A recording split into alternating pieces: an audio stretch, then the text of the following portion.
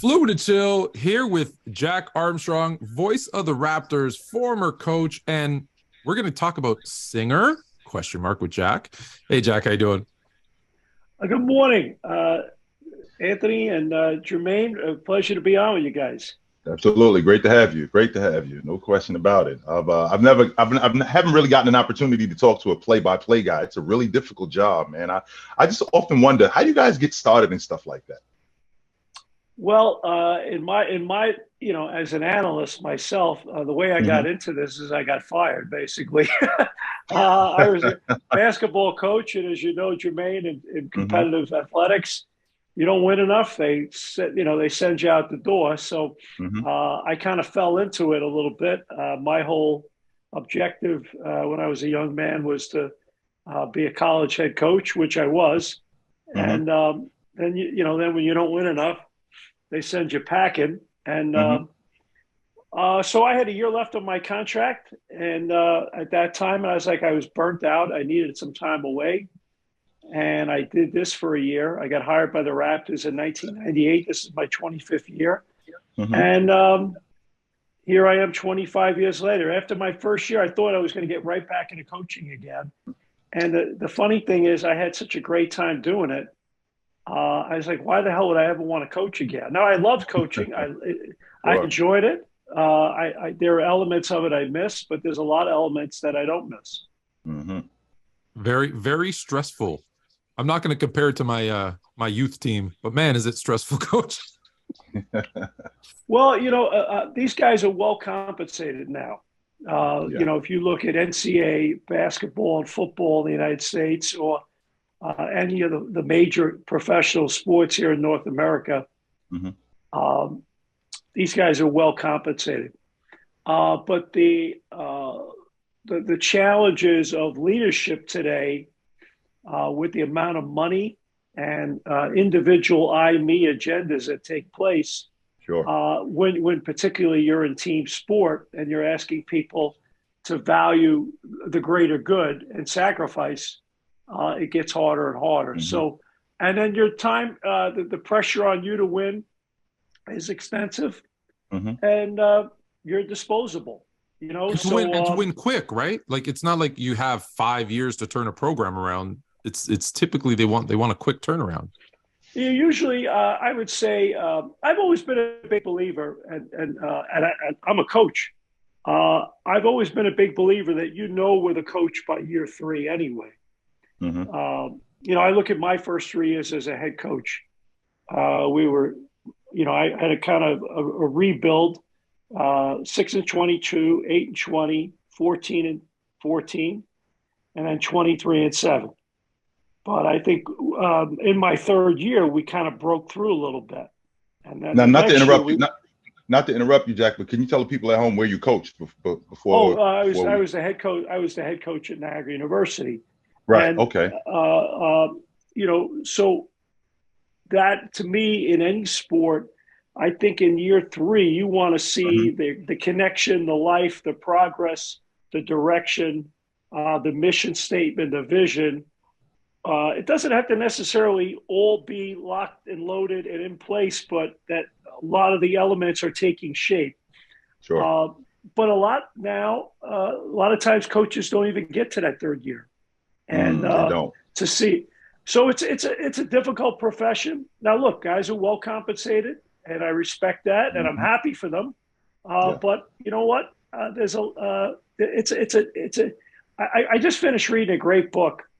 Joe Madden, who was a baseball manager, uh, Hmm. the book of the book of Joe. Try not to suck. That's the name of and it's a great book about the push and pull and the pressure of being a major high profile coach and Hmm. the challenges of managing and teaching and coaching today, and also dealing with ownership and management and the Hmm. dynamics and the partnership. It's very good. Sure. Hmm. Now, Jack, with your background in coaching and then transitioning into being a play-by-play guy, a lot of people hear about how analysts can be subjective. How are you able to continuously be objective? Uh, my job's to tell you why it happened and how it happened. And in a game, my job is to break it down and be fair to both sides, and be objective, and be able to say this is, I try to first guess and say this is what I would do if I were coaching. But on the other hand, I also do it in a self-deprecating manner because I'm like, hey, just look up my career record. What the hell do I know? I'm an ex-coach. So I have fun. You have to do it in a fun way too, and not take yourself too seriously. So I think I try my best to find that balance every night where I'm informing and entertaining at the same time. Sure. I gotta ask you, and I feel like I've asked you this before. I'm gonna say it again, anyways, because you have some great catchphrases, right? I always tell everybody who listens, and you've met my son Thomas. I know every time he gets a block when he's playing NBA 2K because he's screaming, "Get that garbage out of here!" And I don't remember when did it start? Did it just happen organically, and you were just telling someone said, "Hey, that's good," or hello, no, those things. Actually, how did they come around? Well, they all come from playing ball and growing up in the schoolyards of Brooklyn, and people talking, so when a guy blocks a shot in the schoolyard, they don't say garbage; they say, "Get that blank and blank out of here." Get that shot out of here. No, I don't think that's the word they use. A little bit more explicit than that, but it's something similar to that. So we had a Raptor game one night, and I can't remember who the player was. It might have been Keon Clark or something. Had an amazing block, and I just lost my mind on the air, and then I caught myself right before I was going to say the S word, and I said garbage. So our director at the time, Troy Clara, in the truck, he hit the talkback button after I was done freaking out. And he said, "Jackie, that's pure gold." I said, "What are you talking about?" He goes, "That's pure gold television." And he said, "Use that." He goes, "I love that." He goes, "That's a fun thing when a guy blocks a shot, saying, 'Get that garbage out of here.'" So, and then hello was kind of, again, this is all growing up in the schoolyards of Brooklyn. A pretty, and again, you get in trouble for it now. I'm just being honest. A pretty girl would walk by and you'd go, "Hello," like, wow, I'm impressed, So I use hello when I see a play that really knocks me off my feet, And obviously we have a few guys from Quebec on our team, Ken Birch and Chris Boucher. So I use bonjour, obviously with that. So, so it's just kind of taken off, and I say all these other stupid things, but I have a good time. No, they're fantastic. And since I brought up my son, I got to thank you, because every time I'm at the Raptors game, you always come over and say hi. And you're the only person that gets him to stop talking. And Jay can attest to this. He will jump on as we're recording and just talk basketball. When he's in front of you, he just so I might have to bring you over when I got work to do, because you're the only one who can keep him quiet. Definitely thank you for that, because the last time, so in Greek culture, when you meet the parent of another child, or whatever, they don't necessarily need to be related, but you always call them, aunt and uncle, Thea and Theo. So he says, "What do I call him? What do I call him?" And I said, "You call him Uncle Jack." And so that last time that you came over and said hi, you went up to film. You were doing a pregame show. So as you left, there was a group of kids behind us, and as you saw, he was all very quiet. And they said, "How do you know Jack?" And he turned around, "That's my Uncle Jack." Of course, yeah, sure. So again, I appreciate it. So thank you for doing that. He loves it. Well, he's a good nephew. Yeah. Jack, I wanted to ask you. Go ahead, Tone. I'm sorry. No, go ahead. Jack, I wanted to ask you, because you were in Toronto from the ground roots, like basically when they got started. So we go from getting started in '98 to being a competitive team to now actually competing for championships, right? So we get from one point to the next. How does that transition work for you when you see that? Well, it makes my job a lot easier, because you're not tap dancing as much when the team is bad. You got to find ways to keep the viewer entertained, So, I've done a lot of crazy, singing, dancing on the air, whatever it takes to keep people tuned in. Even when they're winning, though, you're wearing some funny clothes from Drake. So we have a good time. But no, obviously Masai Ujiri and Bobby and those guys have done an amazing job here of putting a championship foundation in place. Mm-hmm. And so to me, it's been really enjoyable. But it starts right at the top. The ownership's committed to winning. They spend the money. They'll do whatever it takes. They do things first class. And then you go to management, Messiah and his staff, and then you have the coaching staff. We've had two great coaching staffs, and Dwayne Casey and his staff, and Nick Nurse and his staff. Mm-hmm. And then they bring in high quality, high character guys in terms of players, and they really bring in outstanding support staff. So being around these people and watching them operate on a daily basis, they do things right. Yeah. I'm definitely gonna get to our current Raptor team here in a minute, but because Jay asked that question, you and I briefly once talked about what it was like traveling around with the team when Vince Carter at the peak of his popularity, and I never really dove deeper. And so, can you talk to that a little bit, because it must have been insane traveling around with that circus. Like the Beatles. Traveling with John Lennon or somebody like that. I mean, what are we doing here, Jack? How's that go? Well, there was no question that in my 25 years with the Raptors, he's the only player that brought that kind of attention. And a few things happened there. It was a perfect storm. He went to North Carolina. Mm-hmm. Michael Jordan played at North Carolina. He came out. Michael was retiring at that point, and he was kind of the new chosen one, from Chapel Hill, and he just had some amazing dunks, and he won the dunk contest. Mm-hmm. Our play-by-play guy at the time, Chuck Swirsky, half man, half amazing, Air Canada, yada yada yada. Chuck did a great job really selling it, and people just caught on to it, and it became insane. Like when we would land in different cities, and at 2 or 3 in the morning, there'd be mob scenes outside the hotels. And the only time you really see that I see in the NBA has been when Michael was Michael came. When I first started, Michael came back to play with the Wizards.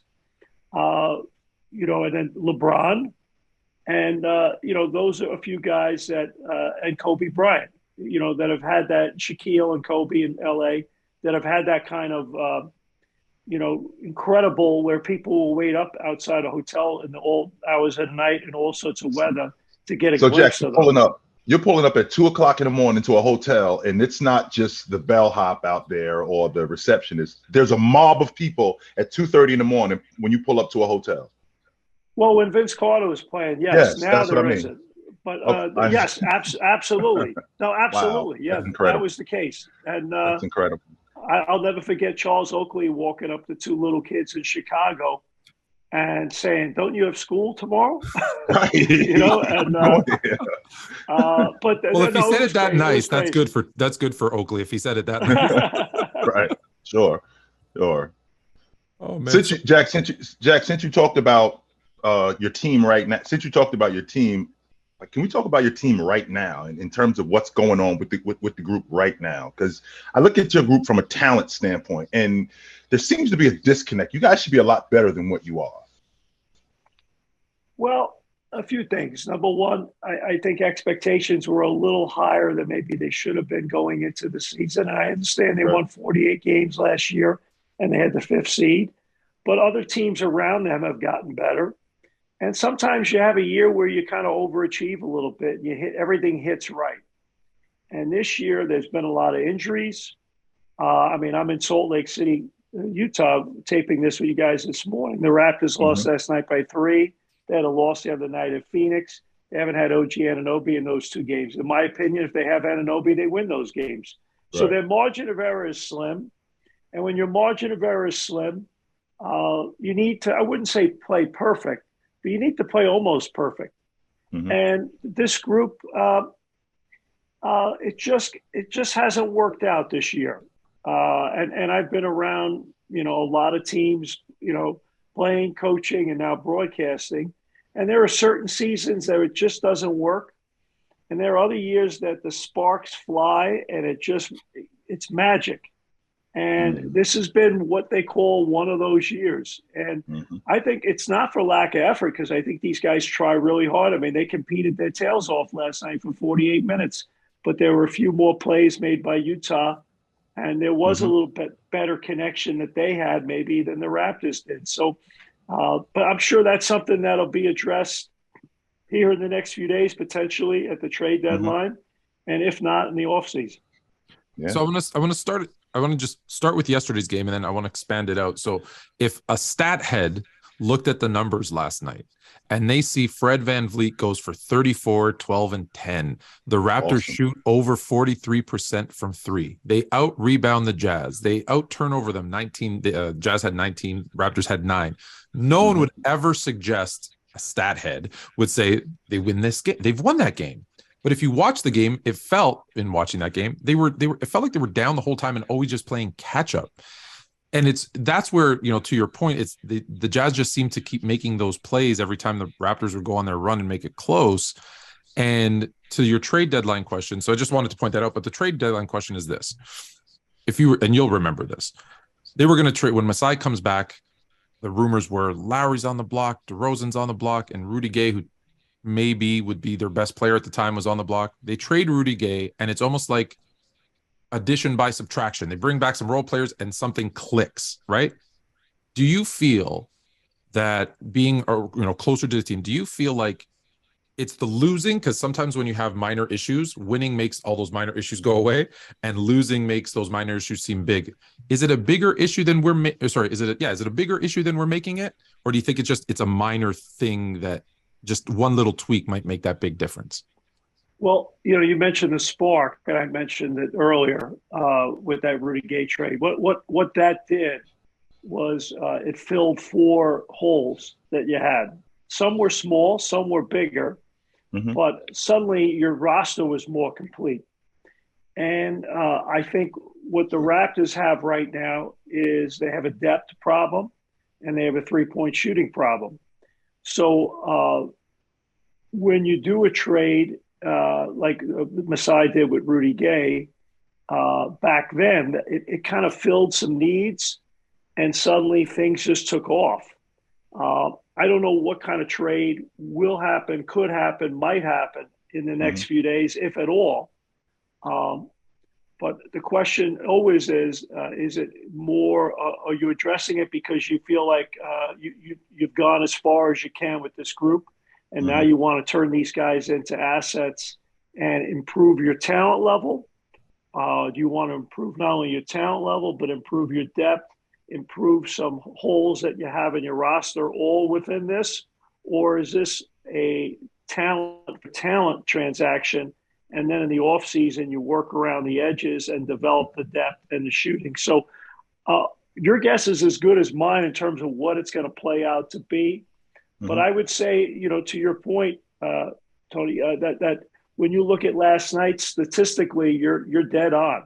And at the same time, if you watch the game and basketball, you say that the difference is Utah went to their bench and there was no drop off. There was an uptick. Sure. When Toronto went to their bench, there was a drop off. And I think that, to me, kind of tells some of the story. And it kind of tells some of the story about what you just mentioned about the Rudy Gay trade, where now suddenly they went from a team that was top heavy to more balanced, and roles kind of fit now. And so it's pretty magical, but that's what chemistry is. Yeah. Because when I look at, when you look at the roster and you see you have an all-star in Fred VanVleet, an all-NBA player in Pascal Siakam, definite all-defensive team, I think, player in OG Anunoby. And then I look at their record and I think, what? But I think you're right. I think there is that roster shakeup. And does it affect, do you feel it as traveling with the team? Do you feel that there's with all these rumors, right? Every day I see Fred's getting traded here, Trent's getting traded there, Siakam's on the block, OG's on the block. Is it hard for them to kind of drown that out and play, or do you think it affects them a little bit? Oh, they're human. Yeah. It affects them a little bit, but on the whole, I'm super impressed with their professionalism and their focus and the determination. if Fred VanVleet gets traded in the next 7 days, I won't think any less of him as a professional athlete, because the guy shows up every day, punches the clock, and does his job, and he does it for the greater good. Gary Trent, Pascal Siakam, OG Anunoby, they're all good guys, and they're all professionals. So to me, I'm sure it creeps in here and there, but on the whole, I think these guys do a really good job. I mean, that's part of being a professional athlete. The greatest players have been rumored to be traded at some point during their career. So it comes with the territory. So I think these guys compartmentalize quite well. Yeah, that's what being a professional is about. And I think that a lot of this Toronto Raptor players, I mean, they still are competitive because they could just go in the tank, but they don't, right? And since we're on the subject of being competitive really quick, because I know we got to wrap this up, but at what point, Jack, did you feel like during that 18-19 season when you had Leonard, we can win this thing? We have a real opportunity to win it. You know, it's interesting. I felt it that year, and I felt it actually the year before, and it just unfortunately didn't come together. They couldn't get by LeBron James. There was I felt it the year after. Actually, when Kawhi left the following year, I felt they were good enough before the pandemic hit. And I'm sitting in Utah today, and I'll never forget March 9th, 2020. The last game the Raptors played was against the Jazz. And I interviewed Serge Ibaka on the court after the game, and the Raptors played out of their minds. And I got on the plane that night, and I'm like, these guys could win it again. Even though we don't have Kawhi and Danny Green, this group can win it again. That's how Tone and I, we've talked about that. So there was like a 3-year window. I'm convinced. I'm convinced that if Kawhi Leonard stays, the Raptors are in the NBA Finals the following year. At minimum. I'm convinced if Tracy McGrady stays in Toronto and plays with Vince Carter for another 5 to 7 years, they're probably in the NBA Finals 3 to 5 times during that stretch. So it happens, and that's why it's so important. The windows today in pro sports are so small, and you got when that moment happens, you gotta put all your eggs in the basket. You could be critical of the fact that the Los Angeles Rams this year went 5-12 or 6-11, I don't know, but when it was time to put all the eggs in a basket and win a Super Bowl, they did that. Now they're paying for it, but guess what? You got what you wanted to get. So there was probably a 3-year window there that they played at an elite level. And now, unfortunately, you pay for it a little bit. The system works. Salary cap works. The draft works. The bad get good, and the good, it gets harder to stay good. But isn't it worth it, though? Isn't it worth it, though? Yeah, I mean, yes. It's absolutely worth it. It has to be worth it. It is. But the one thing then is that reality still has to exist. And the problem is now, you can't. We all want to win every year. There's only one team that wins at the end, right? And you mentioned it earlier, and I really, they're in every game. Like they lost the other night in Phoenix. They lost in a close one last night. So they're not far off from being a pretty good team. And some nights they are a pretty good team. Now, are they a great team? Are they a top 3 team in the Eastern Conference right now? No. But are they in that next group? If maybe they had a little more depth, they could shoot a little better. Yeah, I'd say they would be. So to me, they're not far off. But what happens is when you win at a high level, and now things start to happen where you have to make decisions on who do I keep, who goes. I can only afford so much, the luxury tax, all that. Right. It gets harder to sustain it. And that's what the Raptors are going through right now. So the question is going to be here in the next week, are we in a reboot or more of a restructure and or a rebuild? And I don't know yet until I see how it plays out in the next 7 days. Sure. All right, I'm going to let you go on this question. We didn't get you to sing, so we have to have you come back and sing. I'm going to ask you this: being a former coach and now seeing the stuff that now Nick Nurse is coming under some criticism, how does that affect a coach. So you've been in a situation where, whether you're winning, you're losing, you're hearing that stuff. Does Nick Nurse take some of that? Like, obviously it's his team. He's going to take some of the brunt of that, but how does he react in the second half? So, my prediction is after the All-Star break, they're going to go on a run and make a playoff push, but that's just me. I might be a homer. How do you think? You are a homer, Tone. Knock it off. Tone is hey, Jack, this guy is the epitome of a homer, Jack, just so you know, but I'm sorry. Go ahead. Oh my God. Nick, but that's the challenge now of being in leadership and coaching now, that suddenly here's a guy just a few years ago won the championship. The year after had, the team with the best record in the NBA. And then all hell broke loose with the pandemic. And then they had Tampa. He did a great job last year with the team. And, just things haven't clicked this year. It's a fragile business. But he's been there and done that at so many different levels and has paid his dues. And I'll just say this.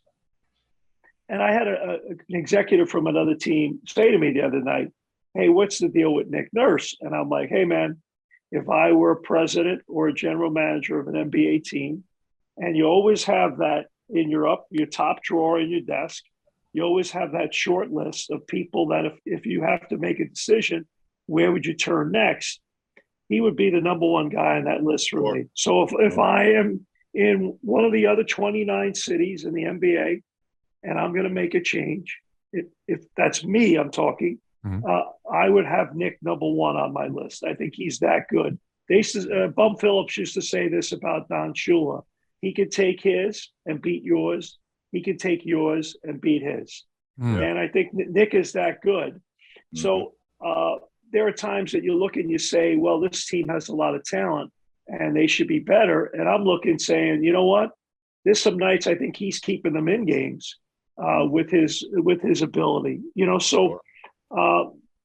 I think he'll be fine, and whether whatever happens will happen. But Nick, to me, is a great coach, and he and Dwayne Casey are the best two coaches the Raptors have ever had.